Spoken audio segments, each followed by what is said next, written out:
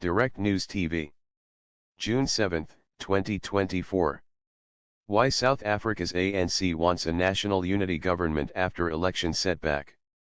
Johannesburg, South Africa reeling from its worst electoral performance in 30 years, South Africa's ruling African National Congress, ANC, on Thursday said it would seek to stitch together a government of national unity to administer the nation. After days of internal debate within the party, President Cyril Ramaphosa told a meeting of the ANC's top leadership structure, the National Executive Committee, NEC, late on Thursday, that South Africa was at a moment of fundamental consequence and that the country required extraordinary leadership.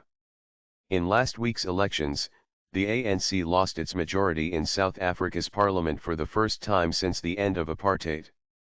We therefore agreed to invite political parties to form a government of national unity as the best option to move our country forward, Ramaphosa said.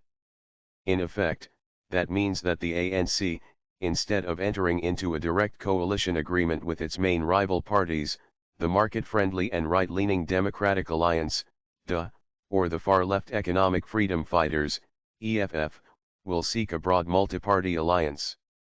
And while Ramaphosa framed that decision as one taken in the national interest, analysts said the move also bears the hallmarks of political savvy, with the ANC's own interests front and center.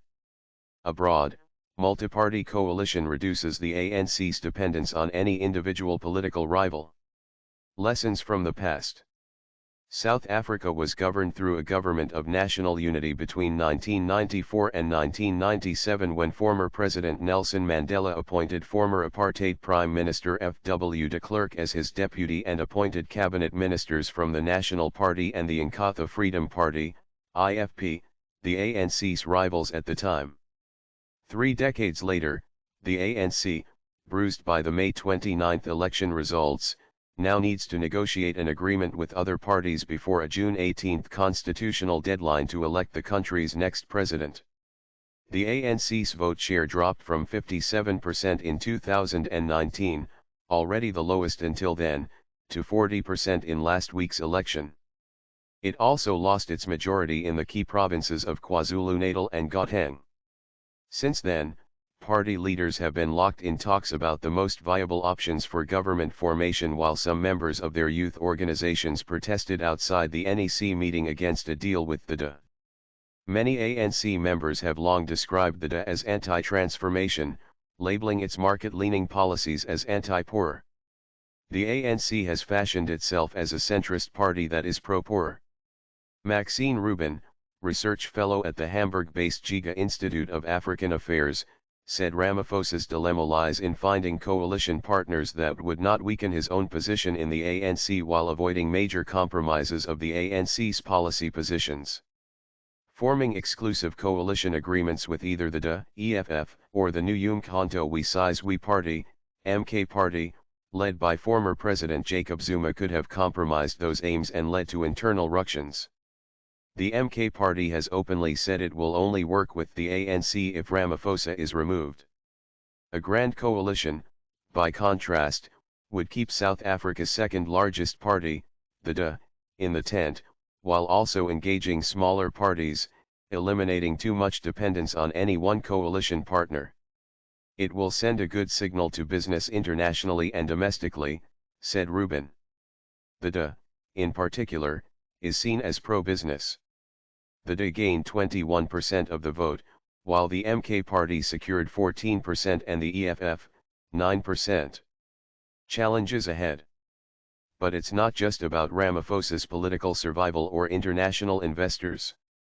Political analyst Ongamam Dimka said that should the ANC form an alliance solely with either the DA on the right or the EFF and MK Party on the left, there would be serious consequences for the internal balance of power in the ANC. That, he said, would in turn have implications for how the market perceives the South African government. He said a move by the ANC to make a deal with the DA could cause an internal rebellion. It would be seen as going right goes against the liberation movement's myths and traditions, he said. While the details of what this broad government of unity would look like are yet to be explained, Ramaphosa said the new administration will take into account the conditions prevailing at this point in our country's history.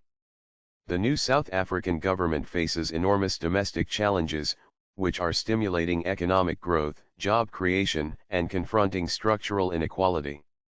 According to the World Bank, South Africa is the most unequal society in the world, with a few wealthy individuals on one side and widespread poverty on the other. It also has the world's highest unemployment rate, at 33%, and a youth unemployment rate of 45%. Homes and businesses face frequent rolling blackouts, while the country also battles systemic corruption. Ramaphosa argued that a national unity government would focus on building an inclusive economy, creating jobs, ending crime and corruption, and improving service delivery. Yet, getting that grand coalition together by June 18 will not be easy. The ANC will need to trade positions in the executive and parliament in exchange for support from opposition parties. It will also likely need to commit to reforms, such as taking a harder line against party leaders who have been implicated in corruption and state capture.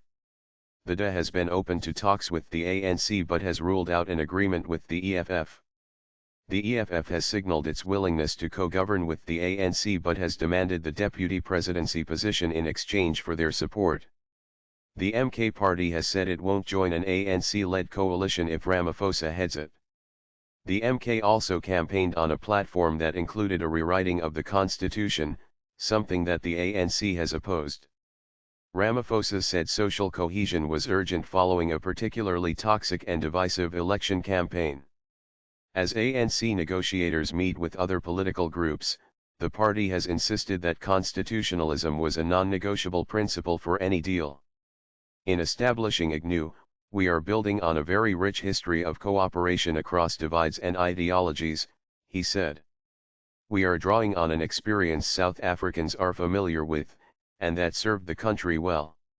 Now, that experience is about to be tested again. My name is Kingsley. Please like, share, subscribe and hit that notification bell so you can be the first to be notified whenever we post. You won't regret it.